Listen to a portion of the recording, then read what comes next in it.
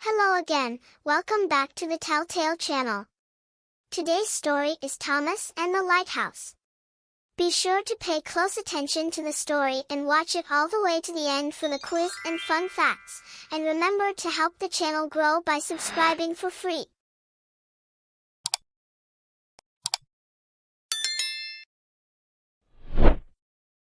It was the harvest festival on the island of Sodor and everyone was celebrating. There was to be a big party in the evening, there would be clowns, the choir would be singing, there would be a fancy dress parade with a Chinese dragon, and a wonderful firework display. All the engines had special jobs and they were all very excited, especially Thomas. The Fat Controller came to Tidmouth Sheds. "Thomas, you must take a new light bulb to the lighthouse," he said to the little engine.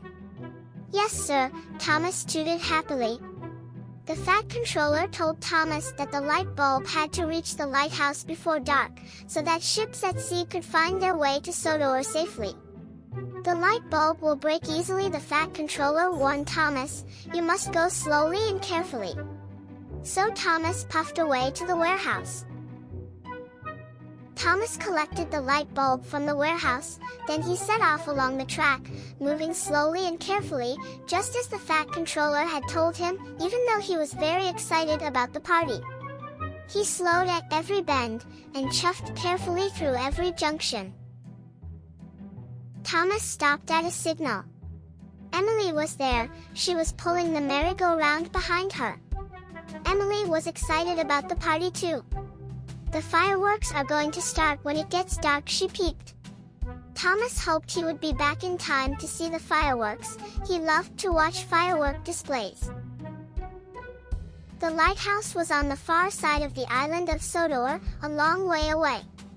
It would take Thomas a long time to get there if he kept moving so slowly and carefully, and he didn't want to miss the fireworks. An idea flew into Thomas's funnel. "I'm sure the light bulb won't break if I go just a little faster," he chuffed to himself. So when the signal changed, Thomas sped up just a little.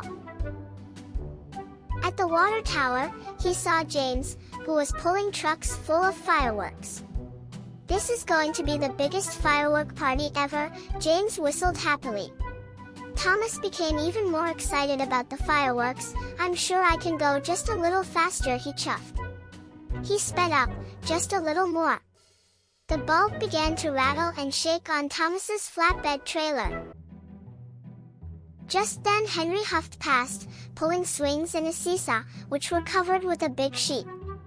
"It's going to be a wonderful party," puffed Henry. So Thomas sped up a little more again. Then Thomas saw Toby with the coconut shy. "See you at the party, Thomas," sang Toby. And Thomas went even faster. Next, Thomas saw Percy with carriages of children all in fancy dress. The children were very excited. "See you at the fireworks party, Thomas," the children called. Now Thomas wanted to be back for the party more than ever. Before he knew it, he was puffing very fast indeed. Then there was trouble. Harvey was replacing some tracks. The workman had put a barrier across the line. Thomas was going much too fast to stop safely. Crash! He bashed into the barrier, and the light bulb smashed. "Cinders and ashes," cried Thomas. "The lighthouse will not have its light, and the sailing ships won't be safe at sea." Thomas knew what he had to do. He puffed back to the warehouse to collect a new light bulb as fast as his wheels would carry him. Now Thomas knew he would be back too late to see the fireworks. Thomas returned to the warehouse. The new light bulb was placed gently on his flatbed, and Thomas set off along the track again, slowly and carefully. He knew he had to deliver this light bulb safely to the lighthouse before dark. On the way, Thomas stopped at the signal. Edward was waiting there, and he was very excited. "I'm off to collect the Chinese dragon," he tooted happily. But all Thomas could think about was fetching the new light bulb. He tried not to think about the party he was going to miss. This time, Thomas chugged gently along the track. Toby passed him with the choir, who were practicing their songs. Then Edward passed him, proudly pulling the Chinese dragon. Thomas didn't think about the firework party once, he had an important job to do. The sun was already setting when Thomas arrived at the lighthouse. The light bulb was still in one piece. "Thank you, Thomas," said the lighthouse keeper, as the bulb was unloaded from Thomas's flatbed. Thomas puffed back to Tidmouth Sheds. He knew he had missed the fireworks. He was very disappointed. But when Thomas came to the top of a hill, he saw a brilliant sight. The lighthouse beam shone brightly, the ship's lights twinkled in the harbor, and the stars were reflected in the sea. Thomas thought that all the lights looked just as wonderful as fireworks. The end. Fun fact: a lighthouse is a tall building that has a light near the top. Lighthouses are built on the coast of an ocean or lake. The lighthouse protects ships from crashing into shore by sending the light out towards the sea. Were you paying close attention to the story? Try the fun quiz. What did Thomas have to deliver to the lighthouse?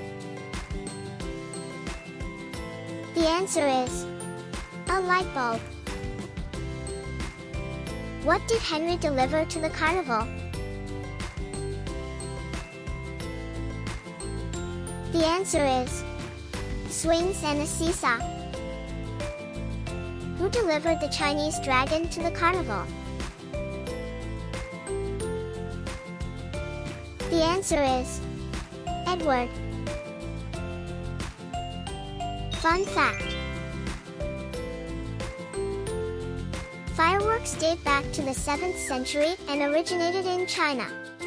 The Chinese developed many different kinds of fireworks with a variety of effects and colors. Thanks for watching. See you soon. Remember to like and subscribe for free to the Telltale channel and click the notification bell for more stories, quizzes, and fun facts. Check out the channel's playlist for more Telltale stories and fairy tales.